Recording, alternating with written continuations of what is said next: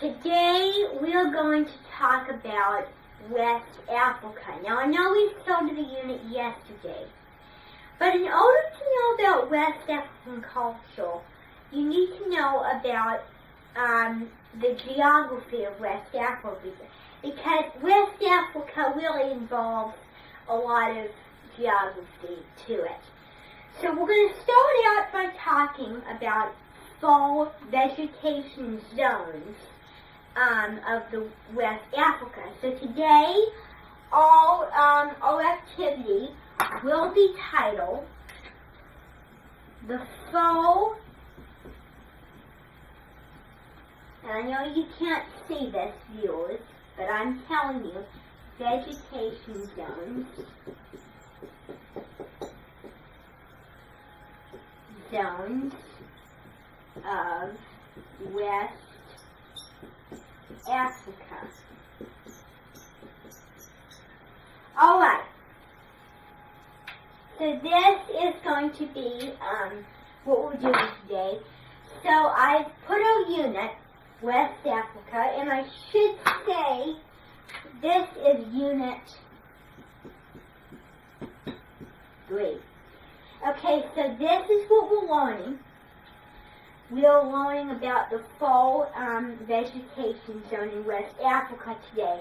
Now we're going to talk about fall chapters. We're going to look at fall chapters because I really don't want to write anything more because it'll defeat the purpose because the viewers can't see it. Now, we're going to start out with learning about the early societies in West Africa, and then we're going to move on to learning about Ghana.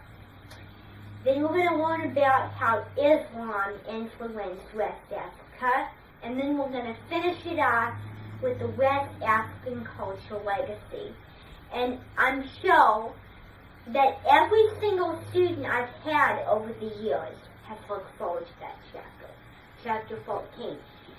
Now, starts at chapter 11 and goes all the way to chapter 14. Now let's get down to business. There is 4 vegetation zones that you should know of. And to review, because we need to know what these are in order to know about West African culture.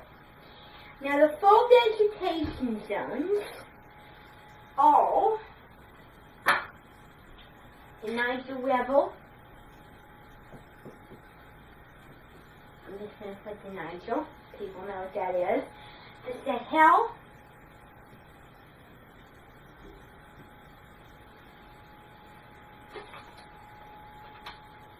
The Sahara.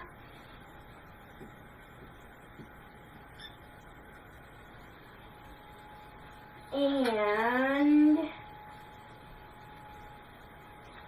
the Savannah.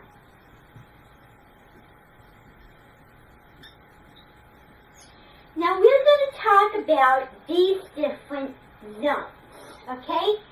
So these are the zones that we're going to talk about. Now you need to get your pencils out and write in your notebook. So take out your title notebooks, and we're going to turn to page 1 in the notebooks. Wait. Oh, darn it. I turned to the back page. I was like, I don't remember writing that. That's not what I wanted. So, I'm going to turn to the first page, and I want you to copy this down. I'm going to turn to the second page and the title notebook. So I want you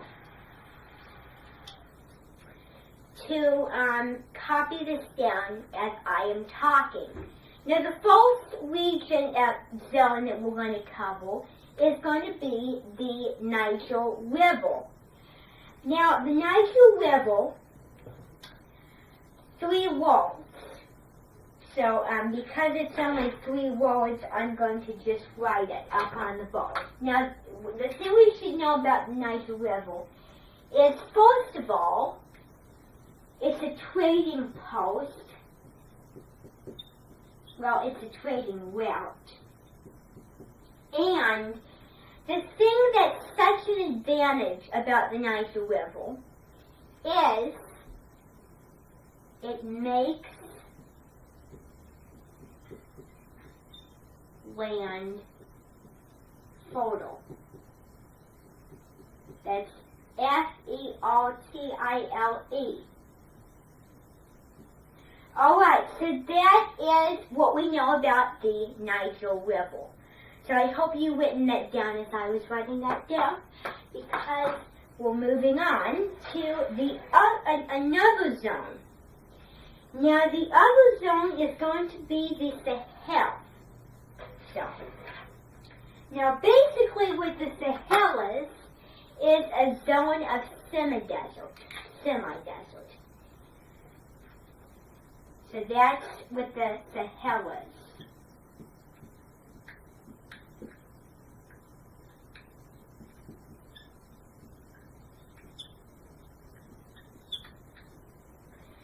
And semi is S-E-M-I, and desert is I think it's D-E-A-S-E-R-T.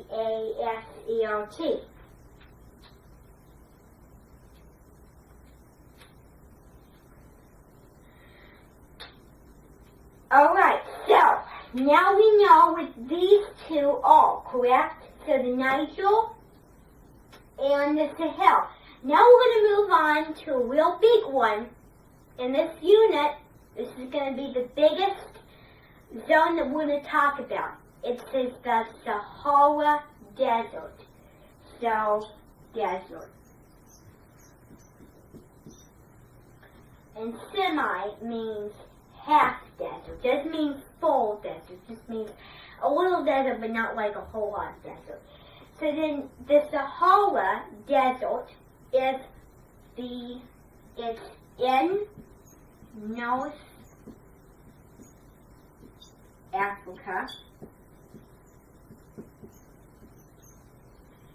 It's the largest desert, and Arab Muslims travel through the desert to trade. Oh, let's see, what does it say for? I think that's correct. Doesn't say in my notes, but I think that's correct. So then, now we know what the Sahara is. I'm not writing everything down because I want to tell everyone what it is. So, what is the Niger River? Okay, a trade route. Another thing about Niger River, we've already said that. Don't look at the board. This is from your memory. You forget it. You got it.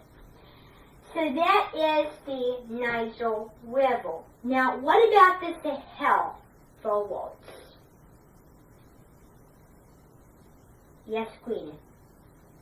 A zone of semi-desert. Perfect. What about the Sahara? Can we talk about the Sahara?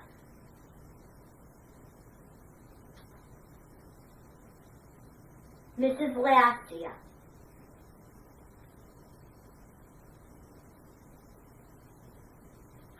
Oh, and one definition. The largest desert in North Africa where Arab Muslim traders travel there. A lot of people crawl through the desert because it's so hot. And I didn't put that down because obviously a desert is very hot. And in a desert, people will wear light clothing because we all know that the light reflects the heat, and the more dark colors absorb the heat. That's very bad. And so the one thing I don't like is just the sandstones, because I mean it's a beautiful place, the Sahara Desert, but it is very, very remote, very desolate, very, very vast, and it looks endless. It looks so beautiful. The one advantage is it just looks like beautiful. Just like it looks so textural. It just draws people in, but most of the time it doesn't. And the Sahara doesn't make a lot of settlements because it's so hot. People don't, West Africans don't settle in the Sahara because, you know what I'm going to say. The Savannah is the final zone. And what I have in my notes is an area of tall grasses and scattered trees. So that is what you need to put down. It has a long rainy season, and grains can grow there very easily. So I want you to put that down, and then we're going to play a little review game about these full region of the zones, because I want you to know that. Because when we do the setting the stage, you ought to know about the zones before we move on to different factual things. So, now I'm going to erase this board, because when we play the game, you're not going to be allowed to look at the board. Now, I'm going to tell you what the game is. The game is called, here's my marker, and just keep writing as I'm doing this, up, front, and central. Now,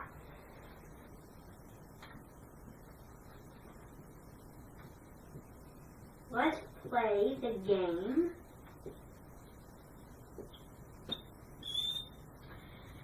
Okay, now the object of the game is, so this is how the rules is going to go. And no, I'm not going to write this down.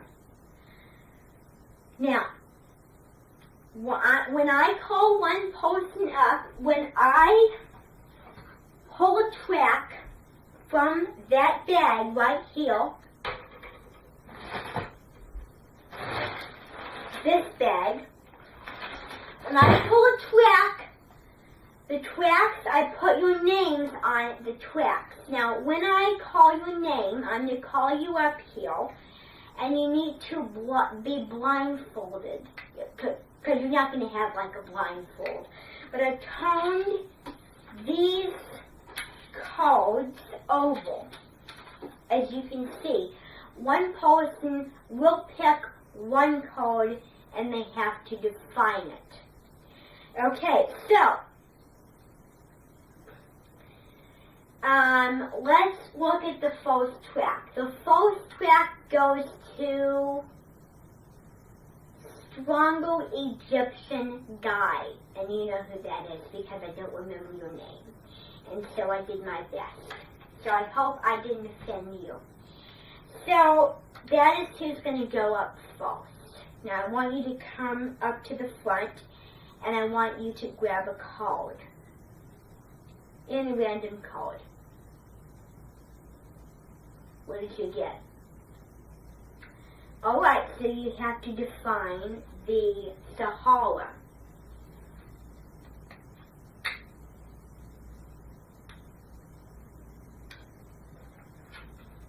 Yes?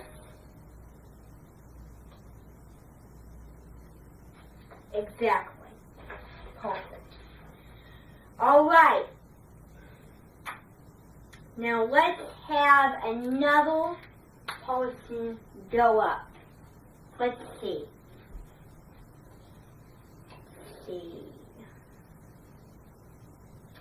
Well, do we get the idea of this? About the zones? Do we understand all the zones? Okay.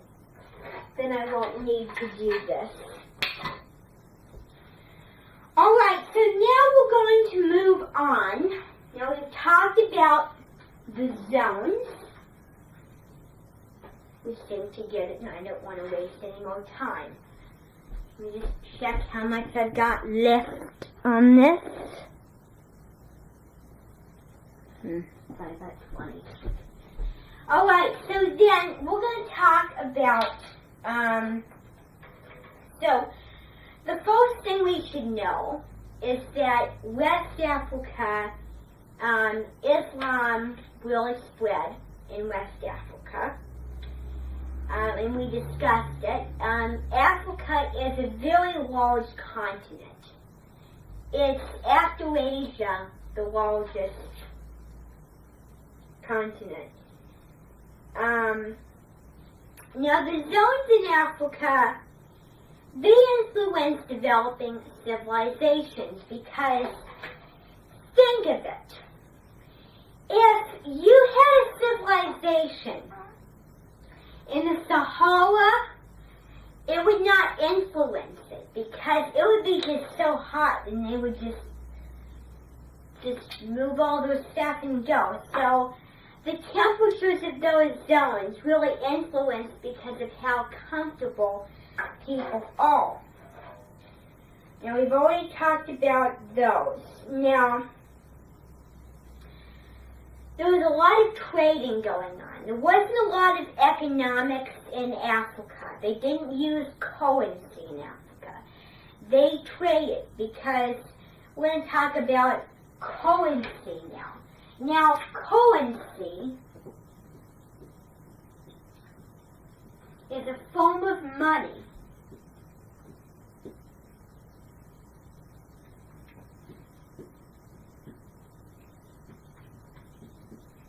used in different countries. Now, trade is like, I give you this and you give me back this sticking up, for example. So that is trade. Now, trade, trans-Saharan trade is, I think it's trade between West Africa and North Africa. That's what trans-Saharan trade is. So they use a lot of trade. Now, another word for trade, a fancier word for trade, people traded goods for one another. That is called, and when we go on to the Americas, we're going to learn about this word more. This word, trading one good for another, is called bartering. So that is another name for trading. Now, we're going to learn, when we learn about Ghana, we're going to learn about silent bartering. And silent bartering, because I mean, a lot of people in Africa can't speak a lot of the time. And so that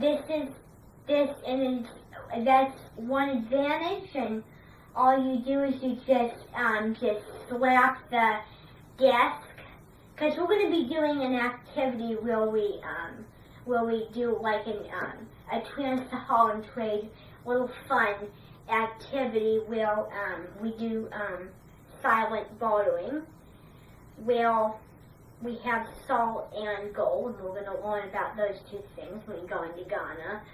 And what happens is people go up to these like desks and they just, well, not desks, but tables, and they just drum to get the person who's giving you that item's attention, and then you give them your salt. So it's salt for gold trade, and then you turn around, and then the person back drums on the table, and you get your gold, and then you hand it to the people in the middle of the Sahara, North and West Africa. So that's a little discussion on trade. Let's see if I have. So, people living in different zones had to trade to get items they could not find for themselves. Now we've learned we just previously learned about the Niger River. It served as a trading route because it was a river. Rivers in West Africa served as trading routes. And we're going to learn about the camel and how that really influenced trans-Saharan trade after 3000 BCE as a result to the introduction of camels. And we're going to learn about how they can survive long journeys without the use of water in them. They have quite a bit of energy. They're wonderful, very reliant creatures, and a lot of people really relied on camels to get them across. And you would not judge how gross they are if you were in need of a serious transportation in a desert like the Sahara. So, now, let's see if I can find anything. Now, farming developed south of the Sahara, and so we learned about the Niger River making land fertile, and they also provide fish.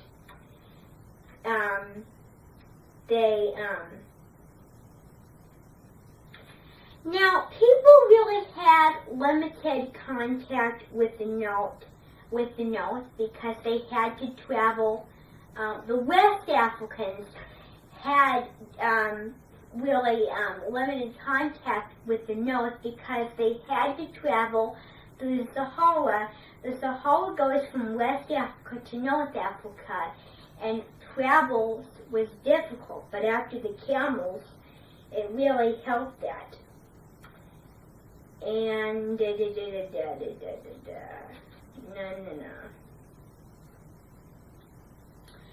So there's 3 kingdoms in West Africa. Let me just go check on time. Oh, I got about 12 minutes. I'm good.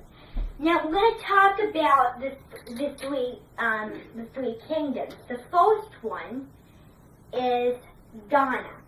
So this happened first.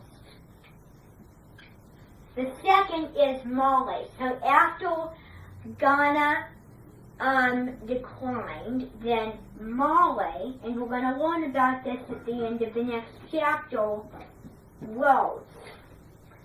So Ghana, Mali, and then I think Song Hell. So this is sort of, think of it as the caveman primal African history, because we're learning about really, really ancient history in this textbook.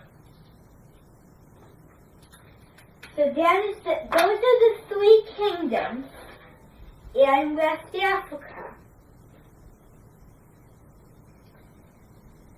Now, we should know that Arab Muslim traders from the north part of Africa were crossing the Sahara by the 1700s. Now, trans-Saharan trade was just big, vital. But the word vital means very big, and it was just a huge part of West African society. Now, agriculture helped grow farms and towns and cities. Now, there's a difference between architecture and agriculture. The difference is architecture has to do with building, agriculture has to do with farming. So there was a lot of agriculture in the West African societies.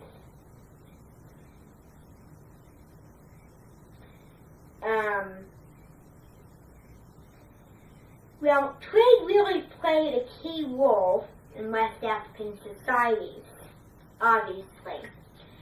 So So that is that. So I hope you're learning quite a bit. Now,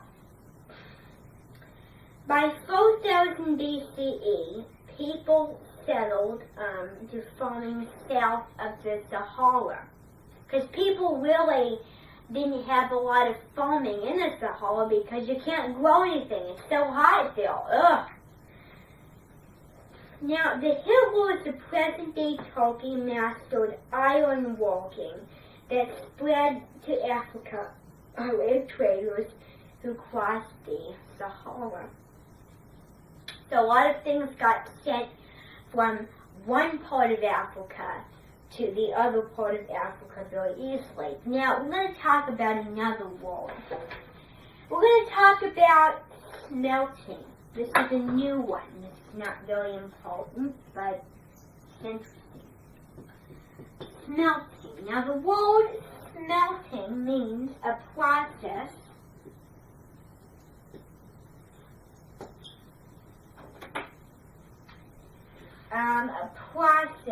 of melting. I'll just write it out. A process of melting ore to extract iron or other metals. Now we're going to talk about the Nook. They use enormous amounts of charcoal to fuel their iron smelting furnaces. Now, we're not going to talk about this stuff because this is not really critical stuff to talk about. Now, we are going to talk more about this chapter maybe when we get back next time.